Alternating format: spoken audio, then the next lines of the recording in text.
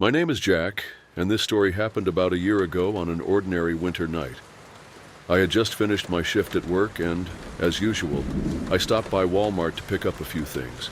It wasn't too late, probably around 8 or 9 p.m., and the store was quiet, with only a few customers wandering through the aisles.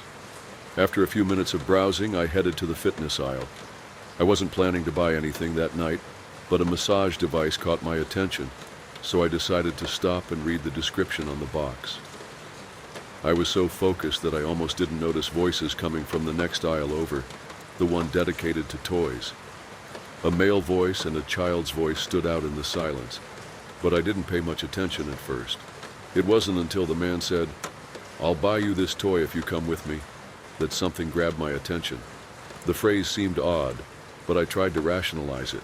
Maybe it was the child's father trying to convince them to leave. I kept listening without looking, trying not to seem curious, until the man said something like, "Your mom said it's okay." That was the moment a chilling sensation ran down my spine. A bad feeling crept over me. I couldn't explain exactly why, but it felt wrong. I started thinking that maybe this man wasn't the child's father, and if he was, why would he say something like that? I decided I needed to take a look. I left the fitness aisle and moved to the next one. When I turned, I saw a man wearing a black coat and a winter hat, holding the hand of a little girl. He was calmly leading her toward the end of the aisle. With his back to me, the girl looked hesitant, but the man was pulling her firmly. My heart started racing. I wasn't sure if I should intervene, but something told me I needed to act. "Excuse me," I said, my voice louder than I expected. The man stopped abruptly and turned, clearly surprised. I grabbed a random toy off the shelf, a teddy bear, and asked, "Do you think this would make a good gift for my niece?" He stood still for a moment, seemingly processing the situation. Then he replied, "I don't know, maybe." I made a point of walking toward them as I kept talking. "Oh, I thought you might know. Is this your daughter?" I asked casually, trying to sound nonchalant. "No, she's not my daughter," he answered, looking uncomfortable. "I'm just watching her for a moment, but we need to go now." There was a sense of urgency in his voice. He started pulling the girl again, but this time she resisted a little more. Before I could say anything else, he turned his back and headed toward the end of the aisle. I stood there, frozen, debating whether I should keep pushing or if I was overreacting. Could it just be a misunderstanding? It wasn't long before I heard a woman calling out a name. "Sarah!" The voice came from a few aisles ahead. I immediately walked toward it and found a visibly worried woman looking around frantically. "Is Sarah your daughter?" I asked, my nervousness evident in my tone. "Yes. Have you seen her?" The concern in her eyes was unmistakable. My mind connected the dots in seconds, and alarm bells went off in my head. "I think she's with a man heading toward the front of the store," I said. I didn't wait for anything else. Both the mother and I started running toward the exit. As we ran through the aisles, the hurried sound of the mother's footsteps behind me echoed throughout the store. My heart was pounding, not just from the rush, but from the fear of what could happen if we didn't catch up in time. As we neared the checkout area, we spotted the man in the self-checkout section. He was holding the girl's hand while using his other hand to pay for a toy. The mother shouted her daughter's name in a desperate voice. "Sarah!" The girl immediately looked back, and when she saw her mom, her face lit up. She pulled her hand away from the man and ran toward her. The man, however, froze for a moment, realizing his situation had just taken a dramatic turn for the worse. He tried to explain, shaking his head and gesturing. "I was just buying her a toy. It's not what you think." Nobody believed his words. His tone was strained, almost panicked. Sarah's mother clung tightly to her daughter, pulling her away.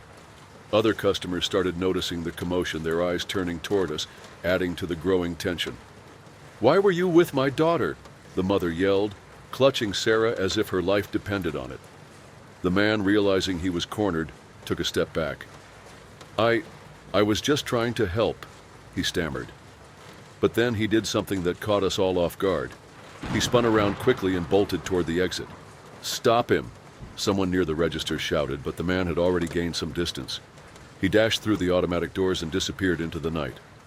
Sarah's mother stood there in shock, holding her daughter so tightly it seemed she'd never let her out of her sight again. I stayed frozen as well, trying to process what had just happened. Thankfully, a Walmart employee was already on the phone with the police reporting the incident and describing the man. Fortunately, the situation ended better than it could have. The mother explained that Sarah had wandered off while she was browsing products in a nearby aisle.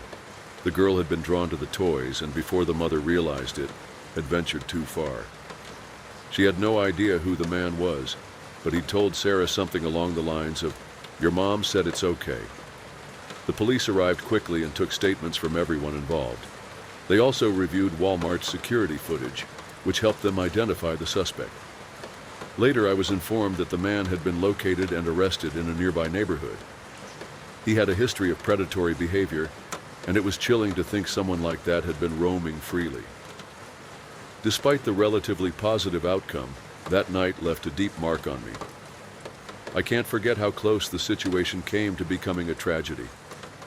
Since then, I've developed a habit of always being aware of my surroundings, especially in public places. In the end, I was grateful for trusting my instincts, even if it had started as just a bad feeling.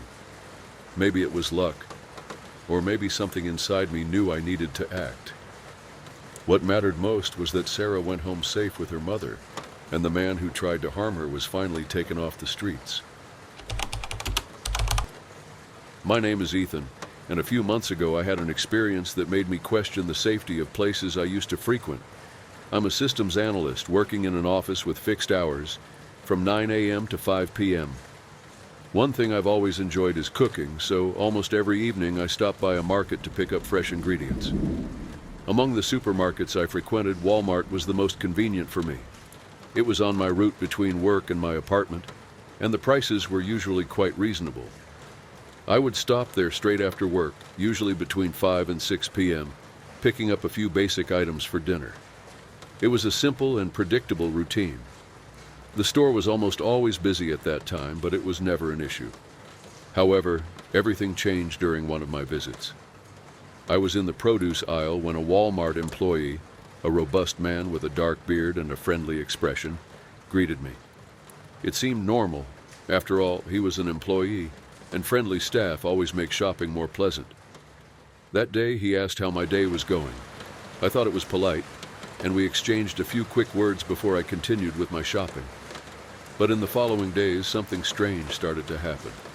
Every time I went to Walmart, he would appear in the same aisle and start a conversation. At first, it seemed harmless. He would ask if I was coming straight from work or comment on the products I was buying. As days passed, the questions began to get more personal. He wanted to know where I worked, which neighborhood I lived in, and even what kinds of meals I liked to prepare.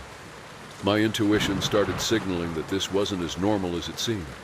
Once, he even mentioned that we had similar tastes, which struck me as odd since we had never actually discussed our personal lives. Still, I tried to convince myself he was just a friendly employee. I was wrong. On one particular day after an exhausting workday, I was in a rush to grab my ingredients and leave. The man showed up again as always, but this time he crossed a line. He asked if he could have my phone number. I felt uncomfortable, and despite trying to be polite, I told him I didn't think it was appropriate. His reaction was immediate. His friendly expression shifted completely, becoming more serious and cold. He gave a slight smile before turning and walking away, but the tension in the air was palpable. Despite the discomfort, I continued my shopping, trying to focus on the items I needed. When I finished, I headed to the checkout and paid quickly. The Walmart parking lot was relatively full, and my car was parked in one of the farthest spots. As I got into my car, my instincts told me to take a look around. To my surprise and panic, I saw the man sitting in a car not far from mine. He was watching me, but pretending to look at his phone. I tried to convince myself it was just a coincidence, that he was probably on a break. I started my car and began to drive off. That's when I noticed something that put me on high alert. He started his car and began to follow me. I drove out of the parking lot, trying to stay calm.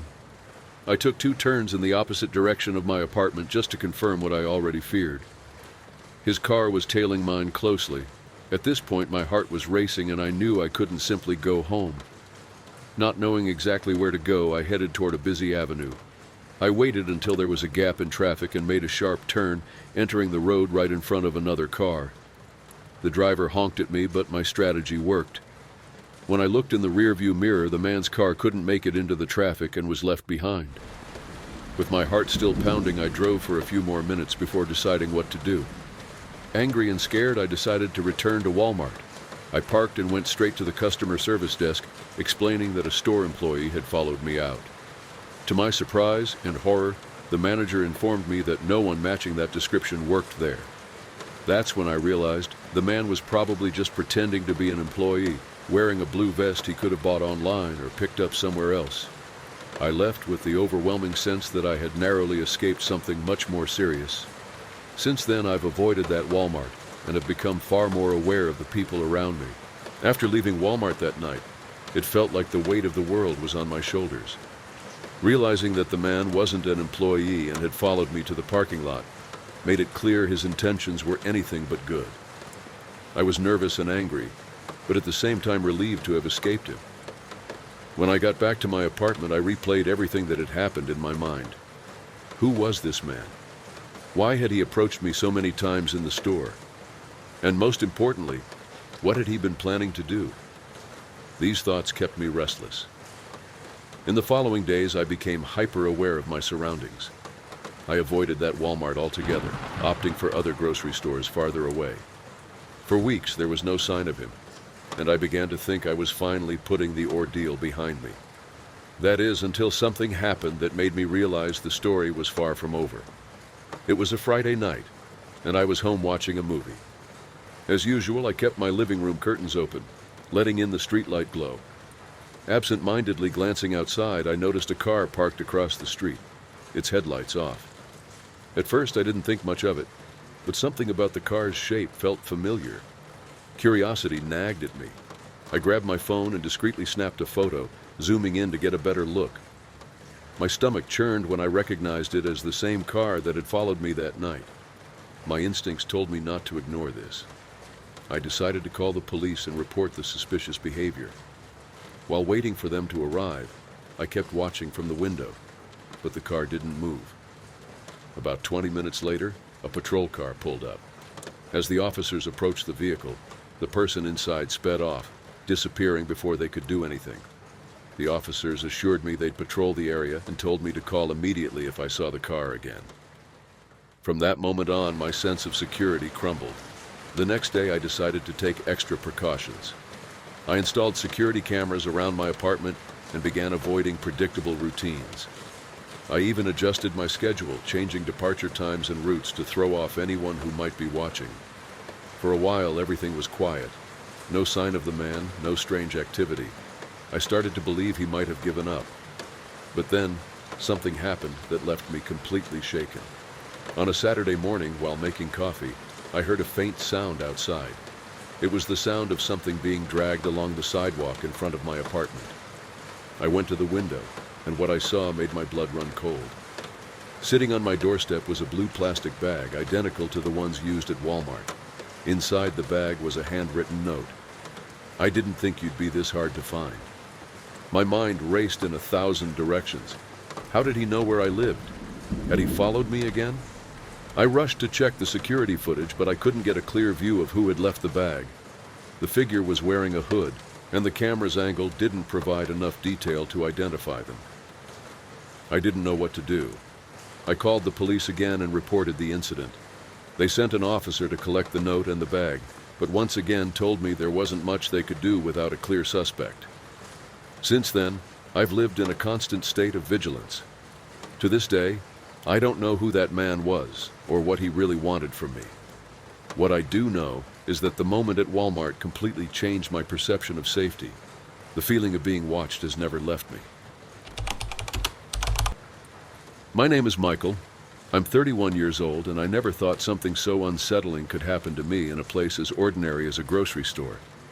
I've always been a laid-back person, someone who follows a routine without much worry. I work as a maintenance technician, and after work I usually stop by a nearby market to grab basic items. The convenience of this routine had always been a constant in my life, but on one specific night, That sense of normalcy was completely shattered. It was a Tuesday, just after 8 p.m. The grocery store was moderately busy, with families shopping for groceries and workers like me picking up a few things before heading home.